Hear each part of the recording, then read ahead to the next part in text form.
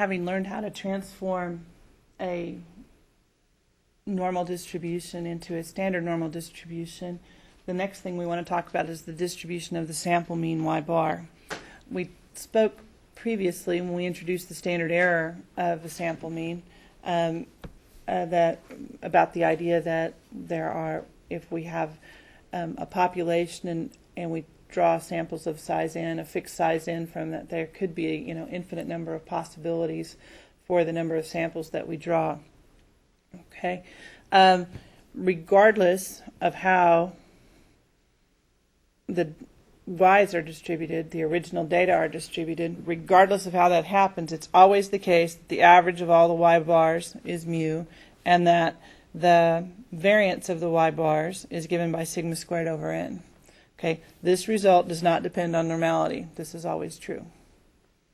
Okay, now the result we talked about next, the central limit theorem, now that we're familiar with this concept of normality, there are some more powerful results that we can get. So first, for any distribution, if we take a sample size large enough, the value of the sample mean y bar is approximately normal with mean mu and standard deviation given by sigma over square root n. Okay, so this says that no matter what your original population is, if the values of n are large enough, okay, the distribution of the y bars is going to look approximately normal. Okay, that's a very powerful result for us, because if that's the case, and if the y bars are approximately normal, then I could start answering probability statements about y bar just like we did about z and y in the previous lecture, right? What we need to know then is how do we transform that y bar to a standard normal to answer those probability statements. Okay, so what we're looking for or get from this is that this doesn't tell us how y is distributed. Y could be distributed anything. Okay, all we know is that it has its mean, a population mean mu, and variance sigma squared.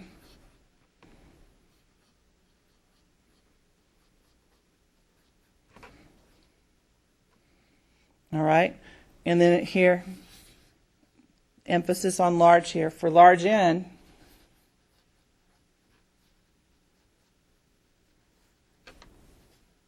we would have that all the y bars we could possibly measure then are approximately normal with mean mu and variance sigma squared over n. Now, more powerfully yet then is if the population that we start with is normal, then the distribution of y bar is exactly normal. So if we start with y is distributed normal mu sigma squared, then we have that y bar is distributed normal mu sigma squared over n. So the for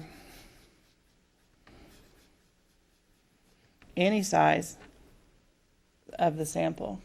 All right, so the difference is here that I don't necessarily have normality up here, but if I get large enough sample size, then the normal approximation here does a very good job. Down here, if I know the data are normally distributed to start with, I know the y bars are normally distributed regardless of the sample size. I don't need a large sample to make that happen. Okay? So let's consider a probability distribution, the discrete uniform, on the integers 1 through 8. So uniform means they all have the same probability of occurring, and so here's our probability function p of y, and so really what we've got here is p of y equals little y is equal to 1/8 or 0.125 if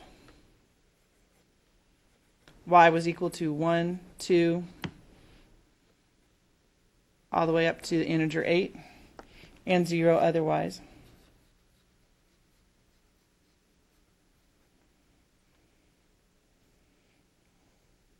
Definitely not a normal distribution. In fact, it's not even continuous, right? Well, here we have a discrete random variable y, okay? So we definitely don't have a normal distribution. right? Let's just look at the samples of size 2 that we could draw from the uniform distribution on the integers 1 through 8. Okay, so I could have my first sample point's a 1, the second sample point's a 1. So if I have 1, 1 here, so from 1, 1, that implies that my y bar is equal to 1. If I have 2, 1, that implies y bar is equal to 1.5, and so on. So it actually, this is the only place I'm going to get a sample of a y bar of 1. This one and this one are going to give me a y bar of 1.5. 1, 3, 2, 2, and 3, 1 are the only ways I'm going to get 4 divided by 2, or samples of size, and I'm going to end up with y bar equals 2.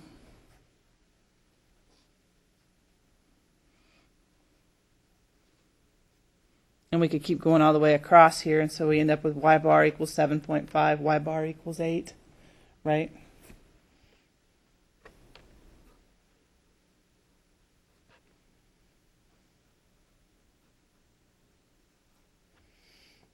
So what's the probability distribution of y bar when the sample size are 2? So that would be all the possible samples of size 2, compute all the y bars, and so that what we end up with are the probability distribution for y bar, that there are 64 different values up here, samples up here, and so that the probability that y bar is equal to some specified value of y, we'd have to count how many ways that occurs out of 64. So for us, the probability that y bar equals 1 is equal to 1 out of 64. Right here. Probability that y bar equals 2 is 2 out of 60, pardon me, 1.5. It's 2 out of 64. The probability that y bar equals 2 is 3 out of 64, right? And so on. So we could build all that up, and so that's what's on this page 4.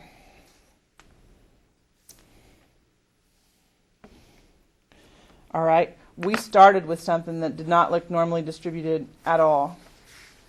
We started with a uniform distribution, and just taking a sample of size 2, we start getting this symmetric, kind of mound-shaped looking distribution, and that's only with n equals 2, right?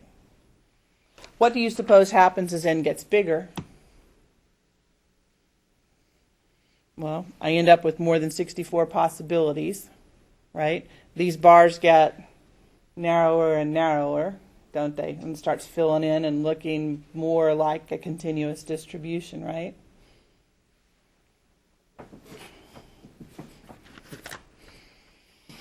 So if I get n large enough, even for a discrete uniform random variable, the y bars start looking approximately normal. So I could have go through more and more pictures. I didn't, okay? But drawing out what this would, what those relative frequency charts could look like. All right. We'll just acknowledge that if we kept increasing n, we would see something to get approximately normal. So if we can say that y bar is distributed normally about mu with a variance sigma squared n, or approximately normal, then the probability statements about the sample mean can be solved. And to do this, we still need that same transformation formula, or similar transformation formula. Generically, what we looked at before was that we took the score, we subtracted the mean of the distribution, and divided by the standard deviation of the distribution. And that's exactly what we're doing here. The mean of the distribution is mu. The standard deviation is the square root of this quantity here, right? So it's still score minus the mean divided by standard deviation. How I compute the standard deviation of the y bars now is a function of sample size. Does that make sense? So again, what we're doing here is we're taking those distributions then of y bar that are over here, and we're transforming it, moving it over to 0, where everything looks standard normal. Crooked, sorry. All right. It's supposed to be vertical there, but we transform that to a z-score. Okay? We pick it up, move it over, divide by this standard deviation. That reshapes it so that it has a variance of 1. Anything that's above mu over here is going to be a positive z. Anything that's below mu is going to be a negative z, right? So it's the same formula that we had before. Same idea, really. We have to account for the sample size, though, in that standard deviation now. So I just repeated the transformation formula at the top of this page to be complete. All right, so we draw a sample of size 25 from a normal population that has a mean of 25 and a variance of 4. All right, what's the probability that the sample mean, let's say 14 less than or equal to y bar, or y bar greater than or equal to 14? Okay, so based on the central limit theorem, we're saying that the y bar has an approximate normal distribution, or we're starting with a normal distribution, so it is an exact normal distribution with a mean of 15 and a variance of 4. All right, 14 is smaller than that, and we're going which direction? Probability that y bar is to the right or left of 14? 14 is less than y bar, so that would be over here. 14. We're looking for an area that's going to be in excess of 0.5, right? Okay, so our probability statement, we have 14 minus the mean of 15. This time we're given variance is 4, so standard deviation is 2, and square root of the sample size. I have to put the square root 25 in there too. Right? What's the standard deviation of this new distribution? And this new distribution is for y bar. This is less than or equal to, so the formula we're using is y bar minus mu divided by sigma over square root n. All right, 14 minus 15 divided by 2 over the square root of 25.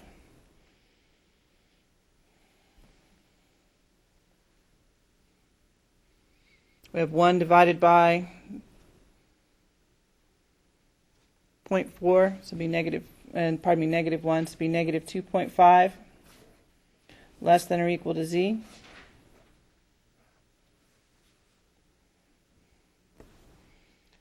All right, so my picture may not look like it's 2.5 standard deviations away from the mean.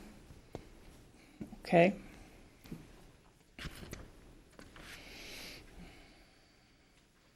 So I want the right-hand area associated with a z-score negative 2.5. Go to the standard normal tables.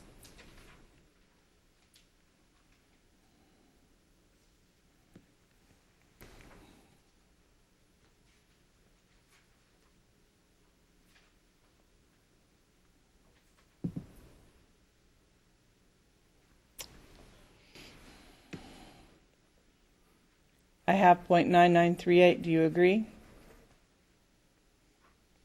All right. In terms of the standard error of the mean, 2 divided by the square root of 5, so, or 25, 2 divided by square root of 25 is the same as 2 divided by 5, or 0.4. Okay? So 0.4, we are 2.5 standard deviations below the mean. Okay? When we have for this new distribution, the new distribution being the distribution for y bar. We are 2.5 standard deviations below that. So that's why, until we made that calculation here, that's why my picture 14 seems close, I guess, in terms of the original distribution, but not in terms of y bar, does it? Okay. So find the probability that our sample mean would be in the interval 14.5 to 15.5.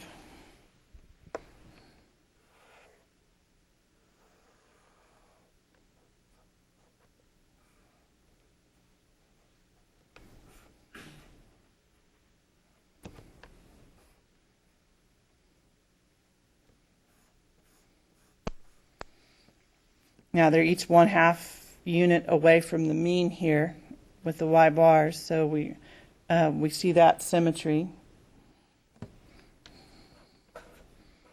So we'll take 14.5 minus the population mean 15 divided by the standard error of the mean, which is 2 over, I'm going to keep writing square root 25, that way you can see the sample sizes involved there.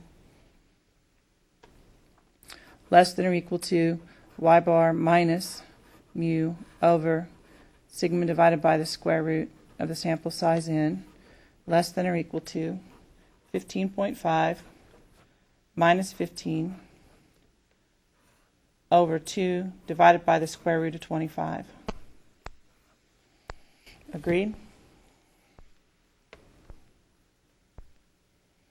All right, compute each endpoint. How many standard deviations away from the mean are we?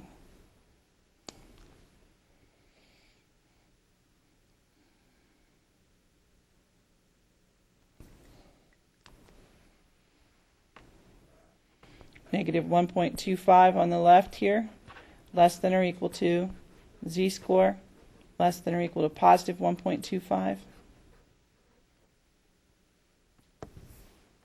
All right, here we were 0.5 units above the mean, 0.5 units below, so we have symmetry. Our standard error of the mean is 0.4. All right, so our 0.5 is 1.25 standard deviations, right? We're 1.25 standard deviations above the mean and 1.2 standard deviations below the mean.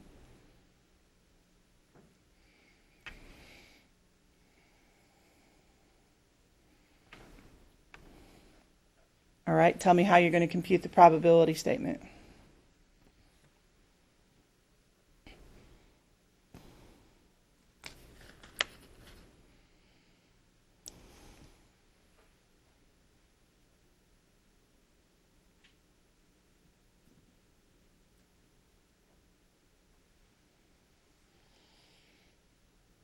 The probability associated with negative 1.25 is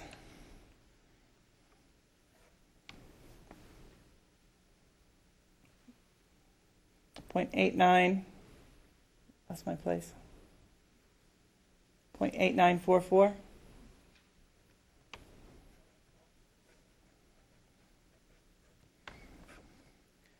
And so that gives me the area from here and to the right, and I need to subtract this piece.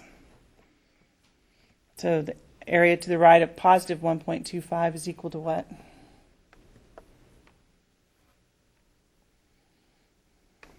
I have 0.1056. The difference between those,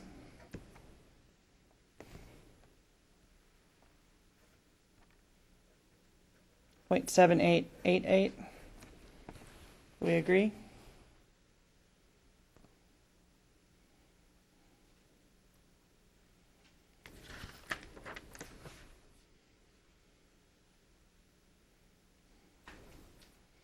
Questions so far?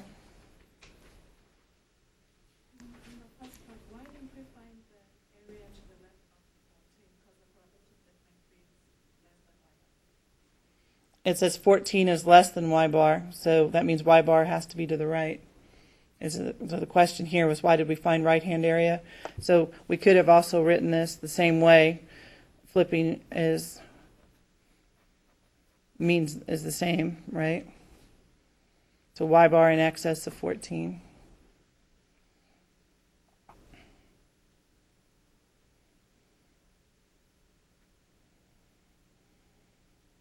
Other questions?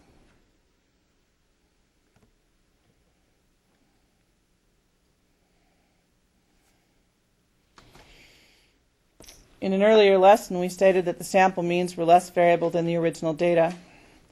If we continue with this same example, compute the following two probabilities to see this effect. So our example is that y is distributed normally about a mean of 15 and has a variance of 4. Okay, we had a sample of size 25, so that would imply that y bar was distributed normally with a mean of 15 and a variance of 4 divided by 25.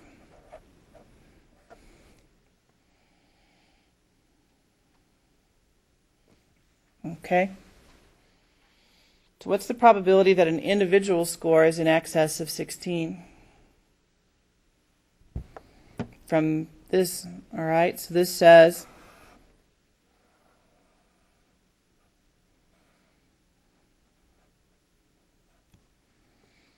all right, we have a 16, and we want right-hand area. Okay? So it's the probability of an individual, y minus mu, divided by sigma, is strictly greater than 16 minus 15, divided by standard deviation is 2. This would be the probability of seeing a z-score greater than positive 0.5. We've seen that one a couple times already today, I think, or in the earlier lecture.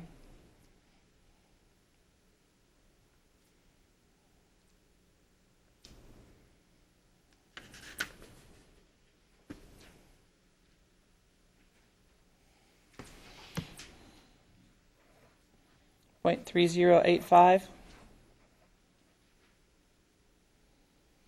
Do you agree?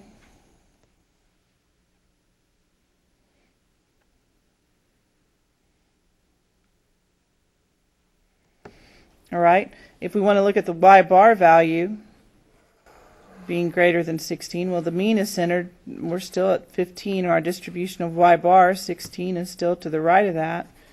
We really have the same picture. We haven't adjusted for scale is the problem.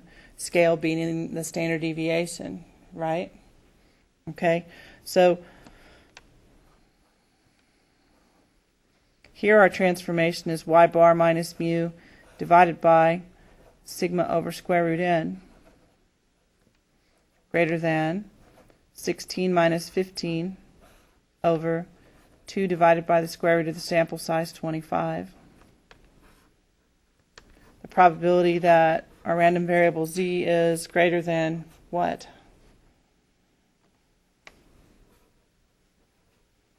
.5.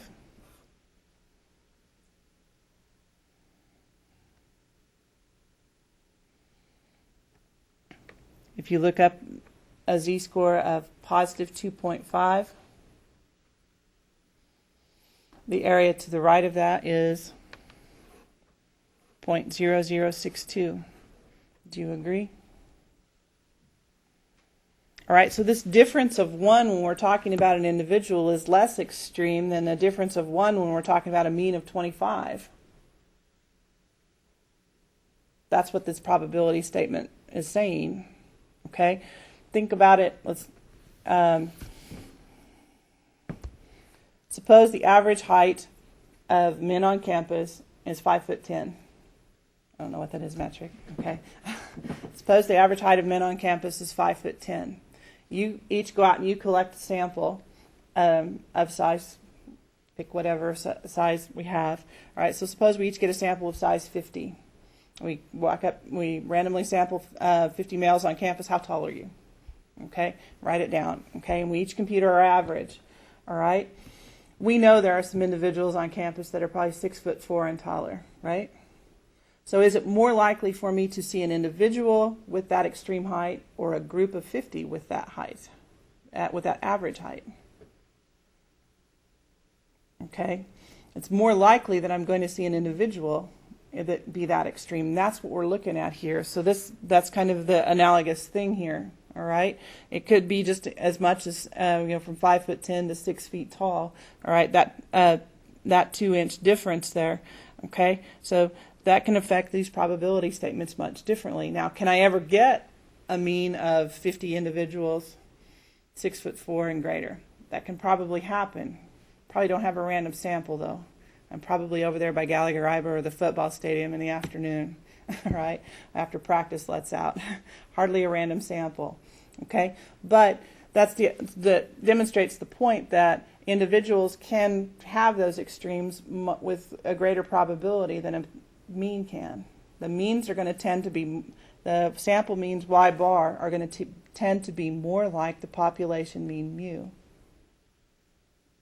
Okay, that's what's being reflected here. The population, the sample mean is not going to tend to be this extreme. It's much less likely. Things with low probability don't happen very often, right? Things with low probability don't happen very often. So whenever we see something like this, it's more likely that I see an individual in this range than it is that I see a group of 25 have an average in this range.